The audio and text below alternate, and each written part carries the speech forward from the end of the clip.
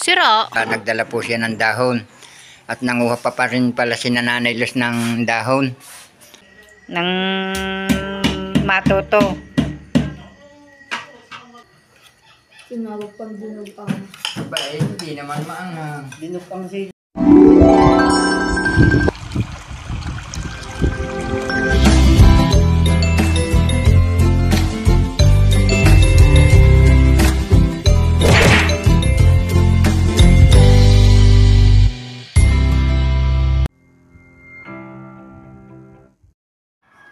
Good morning mga ka-brush up. Panibagong araw, panibagong vlog na naman po natin ngayon. At ang ginagawa ko po ngayon ay yan, magkakabit po ako ng kortena sa bintana. Pinalitan ko po ng kortena at yung pong nakakabit dito ay marurumi na. Pinalitan ko po. Tali lang po muna ang pansuot at wala pa po, hindi pa po naman rin nalalagyan ng pinaka bakal po na suotan ng kortena, kaya tinalaan po muna.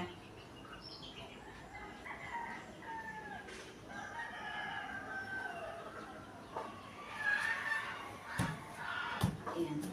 Makiat na po din at hindi po umano ang tali, maigsi. Maigsi po ang tali. Walang pang puwan. Ang lambot po ng tali. Hindi muna ng ayos. Kilo.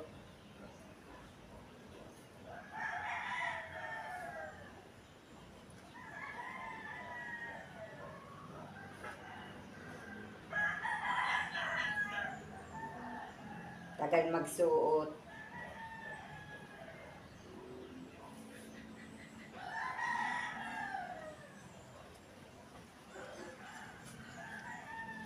Malambot po ang tali, kaya hindi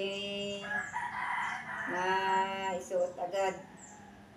Hindi ko pala nakapitan ng pinakapako para madali. Yan, naisuot ko na po ang isa. Puputi. Dalawang kortina sa isang bintana. Maliliit po ang kortina.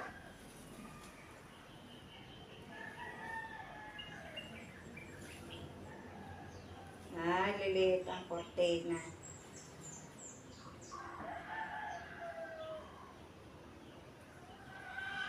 Nakapasok na po ulit sa school si Camille at si Tatay Roman po ay nasa trabaho. Maya po ay ako'y maglalaba pa.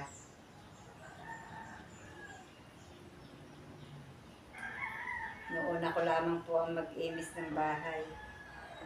Para po pag naglaba, wala na pang ibang iisipin gawain.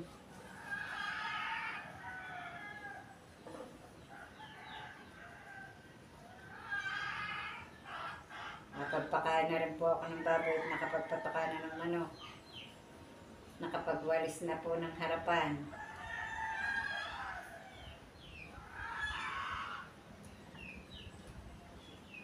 Kung nasa loob hindi ko malagyan ng kortina. Wala pa pong lagayan, walang kabitan. Yan, tatali ko naman po din .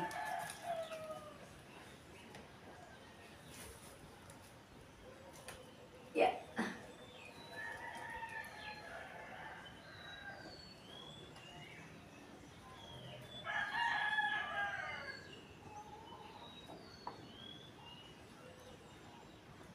Nalagyan ko na po ang isang bintana. Ang sagwapong tingnan pag walang kortina.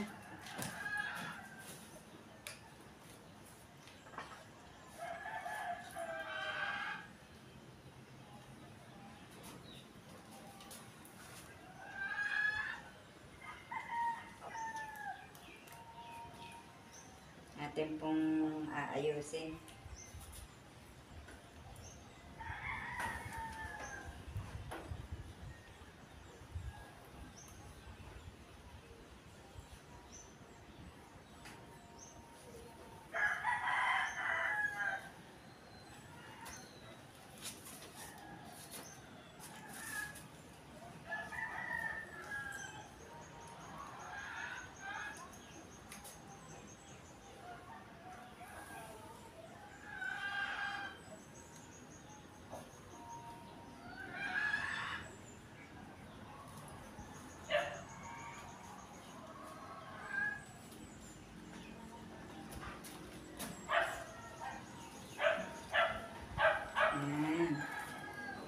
Kortina na ulit. Yan, tapos ko na po nilagyan yung 3 bintana ng kortina. Dito po sa loob nilagyan ko din, di kaya lamang po iba ang kulay. Yan. Para po hindi sinag na sinag sa labas ang para hindi ari-ari po hindi ko po malagyan katataas po wala pa po nilagyan ng ano para hindi ko po makabitan ng kortina at wala pa pong pako at hindi ko po malagyan. Dapat po yung malalaking kuya po yung natatakot maglagay ng pako. Mamaya na po pagdating ni Tatay Rumak palalagyan ng pinakapako at para po malagyan ko ng kortina kahit bukas. Kahit po ang kortina ay mga luma. Wala po hindi pa po may awa ang Diyos, maayos din.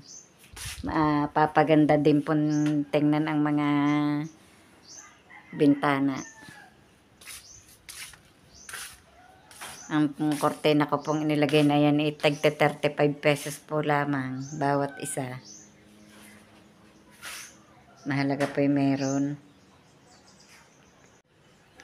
Ang kapatid ko po ay dumating, may dala pong asukal at saka po itong dahon. Saka po itong 10 kilong malagkit dahil nagpapasuman po siya. Kakunti po ang dalang dahon kaya ako po nanguha pa po ako ng ilan at saka mangunguha pa po ako doon sa ilalim kina Robilin Pontabi. Kaya po ito may nakahanda po akong gulok at saka po lastiko. At doon ko na lamang po aritatangkayan sa baba. Dudugtungan ko po ang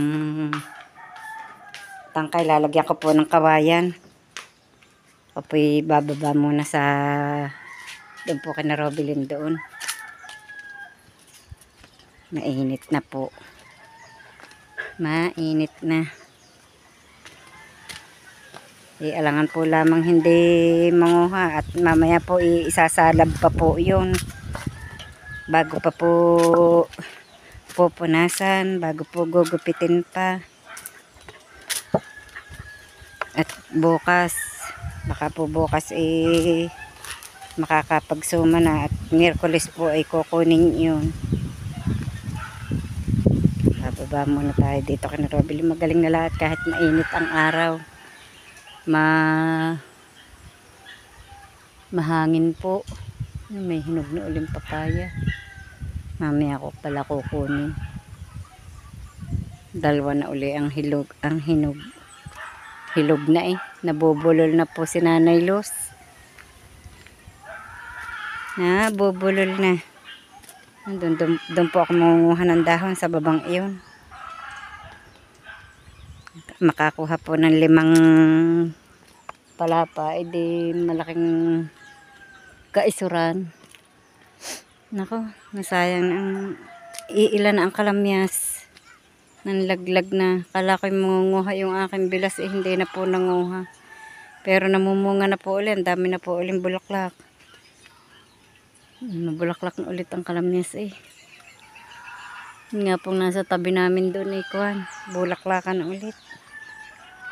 Ari po pala pinapatag ni Makoy.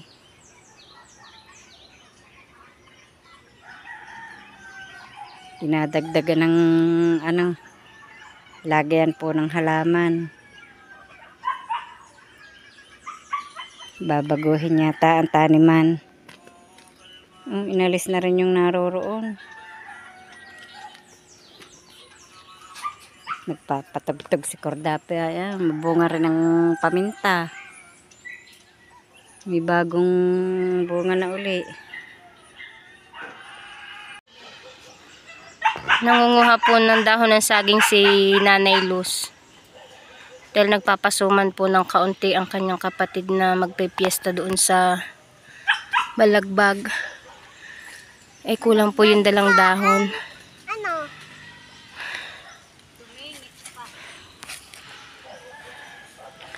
Kaya nakuha po siya ng pandagdag doon sa dalang dahon ng Tiyonilo.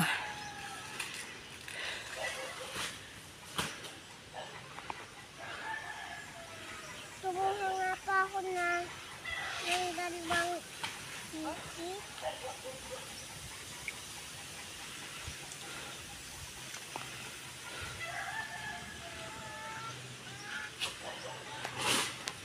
Sira.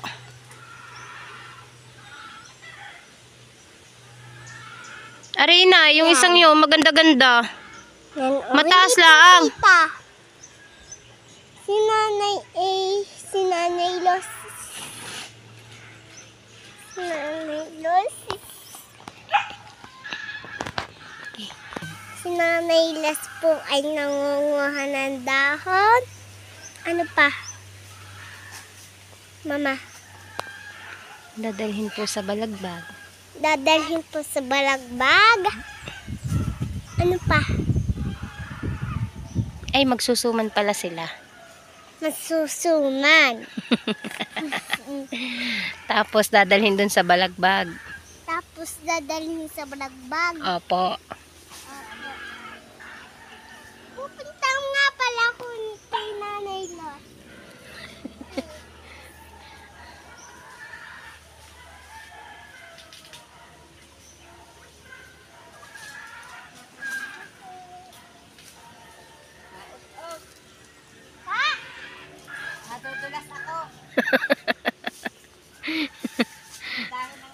Nandiyan na ang rescue nyo.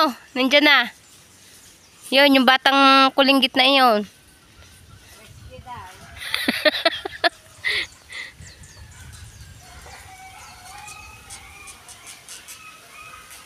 Yun na.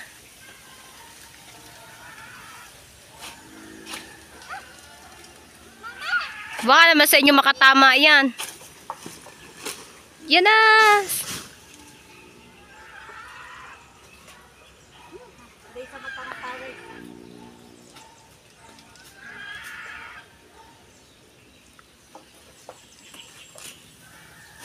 Oh, tabi.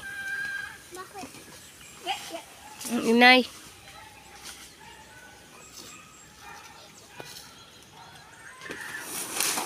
Yung.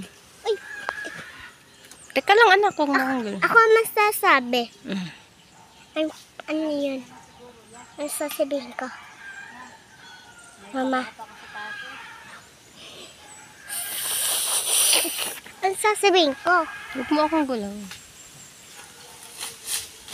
Oh! Kala ko ikaw na ang naggulong eh. Ito?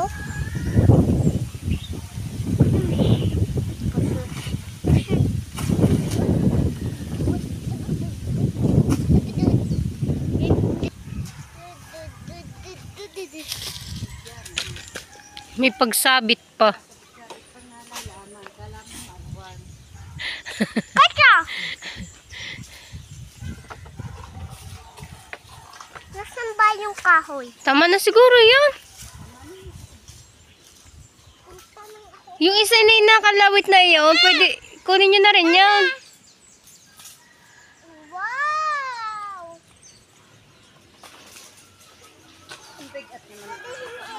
Yan, si Helen nangunguha ng dahon. Love.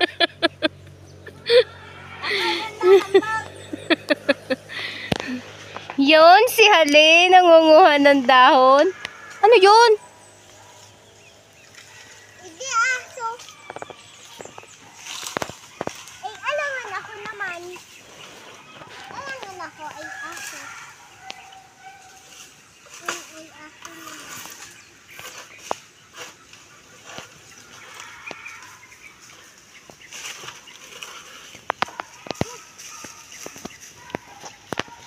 Mama, madami na abe.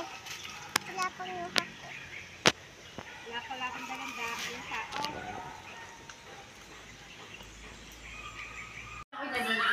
Nag-aayos na po kami ng dahon. Pinipilas ko na po ang dahon yan. Ah. Sinusukat ko na po kung gaano kalaki. May tagapunas na po. Yan, si Jocelyn. At si Robilyn po ang naglalaib. Taga-ihaw ng dahon. Mamaya ako ilitso na din eh. Taga-ihaw ng dahon. At yan po pag nailaeb, yun nga po pinupunasan. Tapos pag punapunasan, pagpapatas-patasin at gugupitin pa po, lalagyan pa ng korte ang dahon. Marami pa pong trabaho ang gagawin dito sa dahon. Tapos mamaya po pagdating ni Tatay Roman, kukuha pa po ng niyog.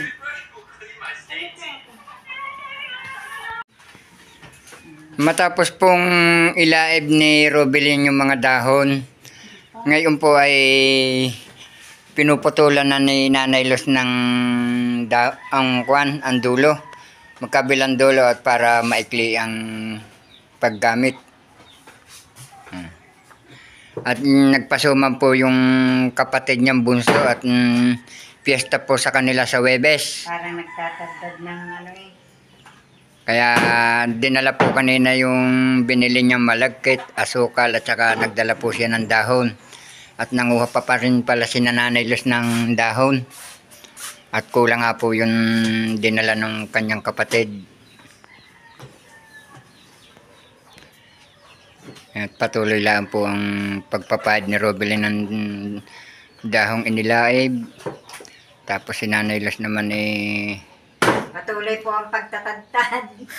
para po nagtatadtad ng karne. Oh, ang laki ng gamit.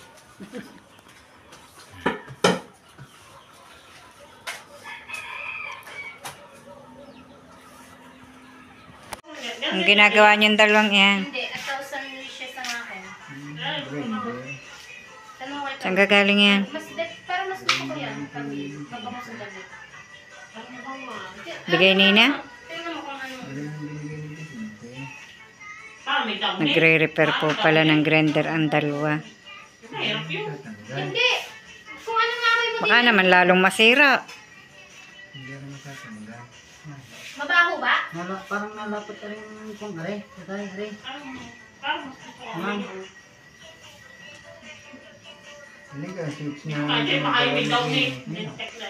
Ano po ang dinilang asukal ng aking kapatid. Pang ano po sa susumanin bukas. At yan nga po, naayos na namin ang dahon. Iisog muna rin doon. Para malagkit. Yan. Yan po ang gagamitin bukas. Isod bebe. Yan po ang gagamitin bukas. Malagkit ang asukal. At yan po ang mga dahon na inayos namin.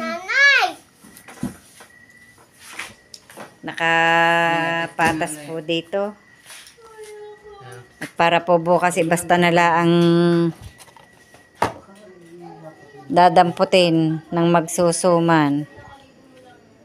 Yan, us-usan pa.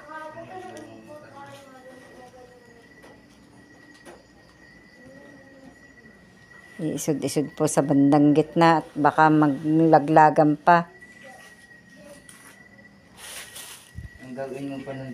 Kami nga po pala bumili ng 2 ilaw at gagamitin po doon kay Luwa. Inilawan po. Akala ko inilawan na si Luwa. Ay, ito nang binunot at ginagamit po ang kordon. Inisod po sa bandang gitna. Siguro naman po ito kasya na. 4 na salop lang naman po ang lulutuin bukas na susumanin. Madami-dami na ang dahong iyan. Magluluto pa nga pala ng ulam, maring sardinas. Karninas po ang ulam ngayon namin. At ito may siling maiilahok.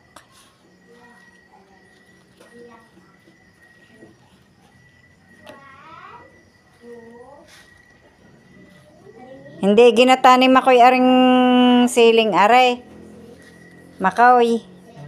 Hindi mo ginata. Pahiran mo. Teka, kumuha ka ng basahang kuhan. Ay, ginamit mo na yan. Alain, Aray. ano yan? Aray atay pamahid sa dahon. Hindi, yari ang pamahid yung mga naririyan. Yan ang ginagamit niya doon sa kuwan. Tricycle. Punasan mo. Pipiliin ko po itong ano, at ang iba po nahinog na. Yan, para makita mo. Saka aray, bago mo lagyan ng gato aray. Hindi po magkaintindihan ng pagkukutingting doon ng dalawa eh.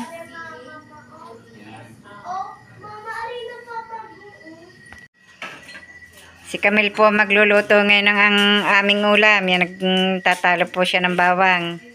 Okay. Pitpitin mo na laang. 3 butil. Tapos yung sibuyas talupan mo. Mag-aral magluto at nang matuto.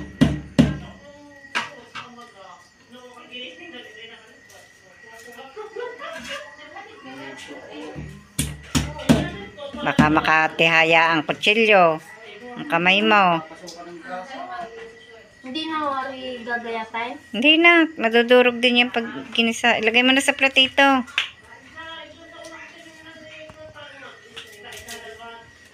Hindi, hindi. Ay, tama.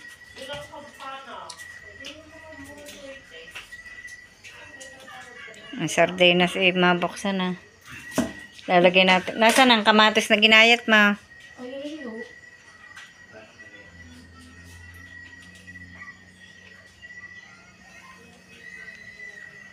Tagal magtalop oh. Eh, hindi. Nagkaano-ano din. Gutom na ang kakain, hindi pa nabubuksan ang natatalo pa na sibuyas. Kamay.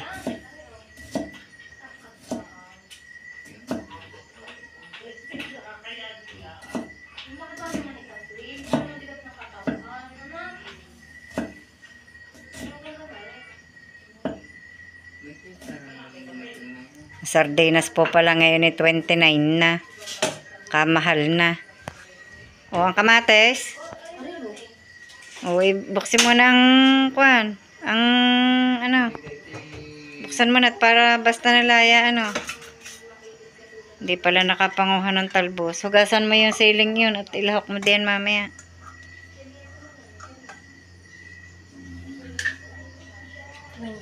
Na ang isa. Dati ay 18 laang. 15. O, yun ang mantika. Yun, asbok ng kawali. Hinain mo na ang apoy. Neng, baka masagi mo yan. Huwag likatin.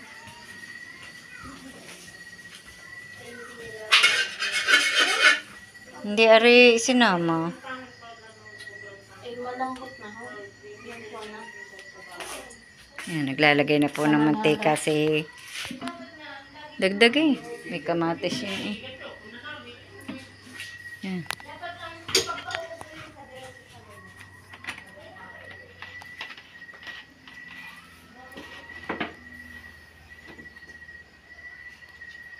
Pagsasabayin ko na ho. Hindi, bawang muna. Pag brown na ang bawang, saka may lagay ang ano.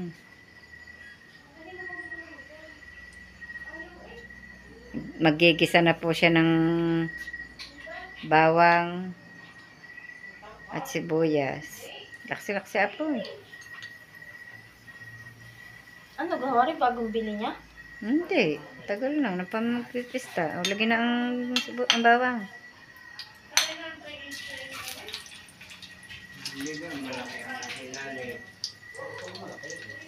Ginigisa ang bawang.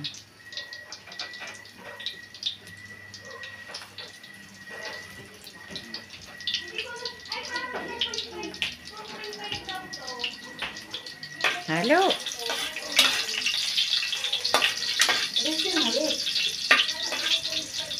Yung ano-anohin ang bawang at nang madurog.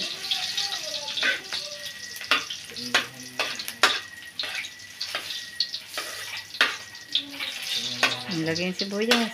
Kung brown na. Brown na ga. Lagi na, lagi na.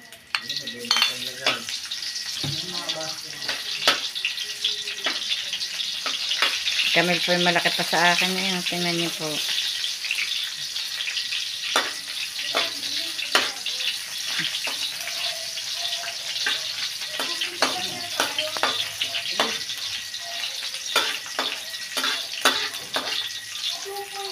Ihulog ng sibuyas. Yun naman kamatis. Ilaw pa yata ang sibuyas. Ano naga? O, gina.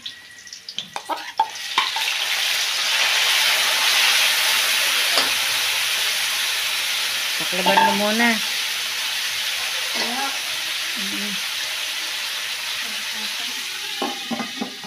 Laki ng taklob. Siyempre. Pinaklaban po muna para maluto-luto ang kamatis. Nailagay na po ni Camille yung sardinas. At nilagyan po niya ng konting tubig. At para po magkasya sa amin. At kami po maraming mag-uulam. At ako'y mangunguha muna ng talbos. Nilagyan na po ni Camille ng talbos ang sardinas. Sili ah. Lalaki ah. May sili din po yan. Oh. Ang sarap ng luto ni Camille ah. Na kayang lasa.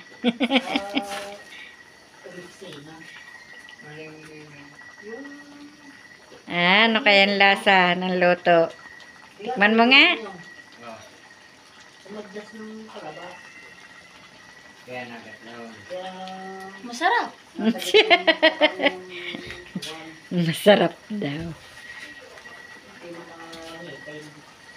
Hindi kaya yung ulit. Tatakloban ko muna ha. Hindi na. Patayin mo na ang apoy. Ilagay ng talbos yung malalabog eh. Yan. Yan po ang niluto ni Camille. Ginisang kamatis na may sardinas at talbos ng sili at saka bunga ng sili. Di po ba? Marunong na magluto si Camille.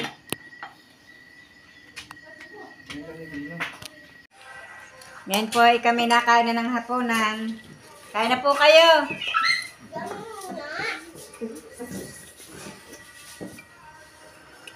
Papaalala mo sa akin. Kami po may bisita. Ayaw naman pong kumain. Saan may natanong? Dinig na. Dinig.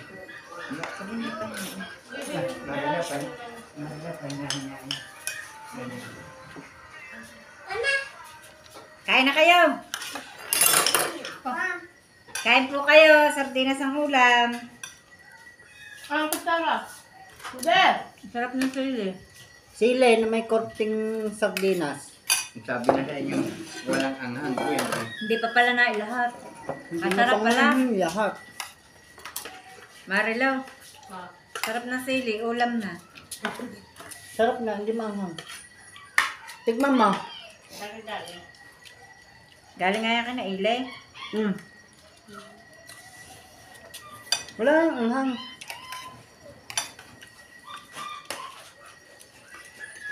Paano kaya si Mario? Ganyan kumain.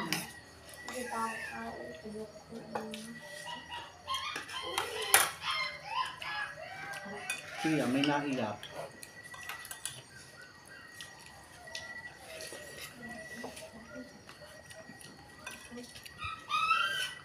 Pampasarap nga lang yun yung ano. Luluto. Pampalasa. Sarap na ito yung lahok sa sardinas. Yan ang kahit pa isang timba ay lahok mo sa dinugan. Pagkagayaan. Yung hindi nakita ang dinuga.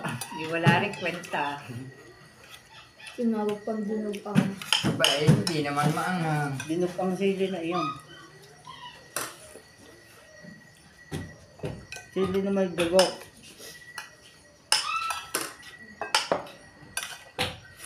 Halipot. Pinapakain ka? Kain, Bibe.